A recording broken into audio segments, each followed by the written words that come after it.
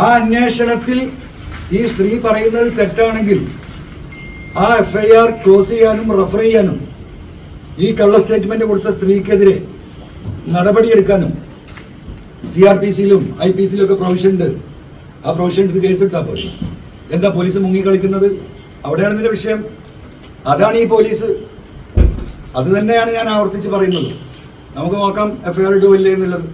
പിന്നെ ഒരു കാര്യം കൂടി നിങ്ങളോട് പറയാം. നിങ്ങളിപ്പോൾ സത്യം പറയുകയാണെങ്കിൽ നിങ്ങളോട് ചെറിയ വിരോധമൊക്കെ എനിക്കുണ്ടെങ്കിലും എനിക്ക് നിന്ന് നല്ല വിഷമമുണ്ട്. നിങ്ങൾ എപ്പോൾ നിൽക്കാൻ തുടങ്ങിയതാ അല്ലേ? എന്താ ഈ നിൽക്കുന്നതിൻ്റെ അർത്ഥം? എത്ര മണിക്കൂറായി നിൽക്കുന്നത്? ഞാൻ 11 മണിക്കൂർ, പലരും 9 മണിക്ക് എത്തിയവരുണ്ട്.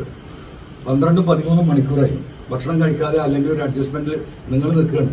അതെന്തിനു വേണ്ടിയിട്ടാണ്? ഈ പൊതുസമൂഹത്തിന്റെ ഇത്തരം സംഗതികൾ പുറത്തു തരുന്നുണ്ട്. ഞെട്ടിപ്പിക്കുന്ന കാര്യങ്ങളാണ് ഇനി വരാനുള്ളത്.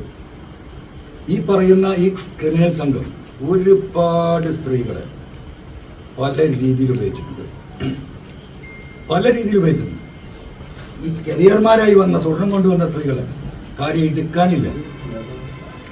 എന്താ പറയാ, വേട്ട നായികളെ പോലെ ജാമ്യത്തിൽ ഇറങ്ങിയിട്ട് അവരെ പിന്നാലെയാണ്. കാമഭ്രാന്തന്മാരാണ്. മനസ്സിലായോ?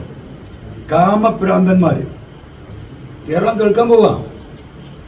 അത്രയും വൃത്തികെട്ട നെറികെട്ട നട്ടോറിയസ് എന്ന് പറഞ്ഞാൽ അതിനപ്പുറത്തൊരു ഇംഗ്ലീഷ് വാക്ക് പറയാനില്ല. അതിലേക്ക് പോവാണ്. നമ്മൾ പല സ്ത്രീകൾക്കും നമ്മൾ ധൈര്യം കൊടുക്കുകയാണ്. അവർക്ക് ധൈര്യമില്ല എപ്പോഴും പുറത്തേക്ക് വരാൻ. പറയാ, വൈകൃതമായ ലൈംഗിക ചൂഷണം ഉണ്ടല്ലോ, അതുപോലുള്ളവർ ഈ കൂട്ടത്തിലുണ്ട്. ഉന്നത ഉദ്യോഗസ്ഥർ ഉൾപ്പെടെ തന്നെ. അല്ലാതെ സാധാ സീതാ പോലീസുകാരല്ല. ഡാൻസ് സ്റ്റാഫിന്റെ ഒട്ടുമിക്ക ആളുകൾ ഇതിലുണ്ട്. ഒട്ടുമിക്ക ആളുകൾ പുറത്തുവിടില്ല. അവർ തയ്യാറായി വരട്ടെ. നിങ്ങൾ പറയണം അവരോട് തയ്യാറായി വരാൻ. ഈ പൊതുസമൂഹം അവരുടെ കൂടെ ഉണ്ട്. ഈ ഗവൺമെന്റ് ഉണ്ട്. ബഹുമാനപ്പെട്ട മുഖ്യമന്ത്രി ഉണ്ട്. CPM എന്ന് പറയുന്ന പാർട്ടി ഉണ്ട്. ഇടതുപക്ഷ ജനാധിപത്യ മുന്നണി ഉണ്ട്. അവരെ കൂടെയാണ്. അവർ പുറത്തു വരണം. ഈ സ്വർണം മുഴുവൻ കട്ടെടുത്ത് കൊണ്ടുപോയി മൂലക്കലാക്കി ചവിട്ടി ഇടിച്ച് നിരപ്പാക്കി 21 ലക്ഷത്തോളം സന്തുഷ്ടരായ ഉപഭോക്താക്കളും 2 ലക്ഷത്തോളം തിമിര ശസ്ത്രക്രിയകളും പൂർത്തിയാക്കിയ മലബാറിലെ ഏക കണ്ണാശുപത്രി Al Salama high hospital, hospital road, Perinthalmanna. ഇവിടെ ഒരു മാസം നിങ്ങൾ ഇതിന്റെ പിന്നാലെ നിൽക്ക്. ഈ ക്രിമിനലിസം അവർ അടുത്ത തലമുറ കയറി വരെ ആരായി കുറ്റം ചെയ്യുന്നത്? ഒരു സാധാ പോലീസുകാരനാണ് നമുക്ക് മനസ്സിലാക്കാം. IPS ഉദ്യോഗസ്ഥർ, അതേ ലെവലിലുള്ള മറ്റുള്ളവര്.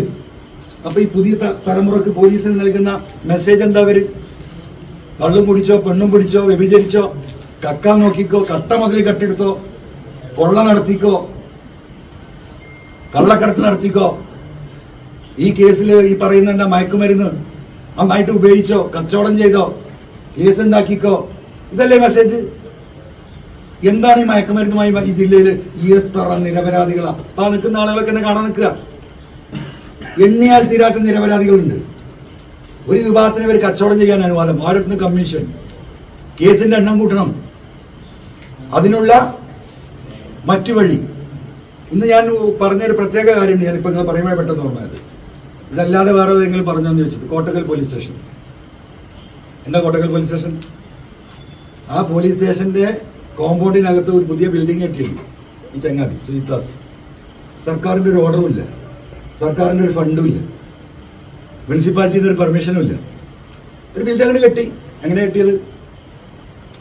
ആ ബിൽഡിംഗ് കെട്ടുന്നതിന്റെ പേരിൽ കോടാനക്കോടി റുപ്യാണ് ഈ ജില്ലയിൽ പിരിച്ചെടുത്തത്. 25,000 തൊട്ട് 10 ലക്ഷം വരെ പിരിച്ചെടുത്തത്. കോടികളിൽ നിന്ന്, മുതലാളിമാരിൽ നിന്ന് ഒരു 10, 15, 20 ലക്ഷം ചെലവാകുന്ന ഒരു ബിൽഡിങ്ങിന് പേരിൽ 4-5 കോടി റുപ്യ പിരിച്ചെടുത്തിരിക്കുക. അതിന് സ്റ്റേറ്റ്മെന്റ് കൊടുത്തിട്ടുണ്ട്. അപ്പൊ എന്തായി? അല്ലെ, ഒരു മിനിറ്റ്, ഇവരുടെ ഡബിൾ ഗെയിം മനസ്സിലാക്കണം.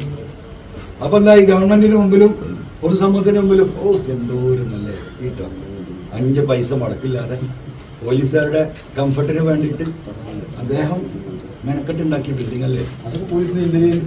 അപ്പം അത് മുഴുവൻ ഉണ്ടാക്കുകയും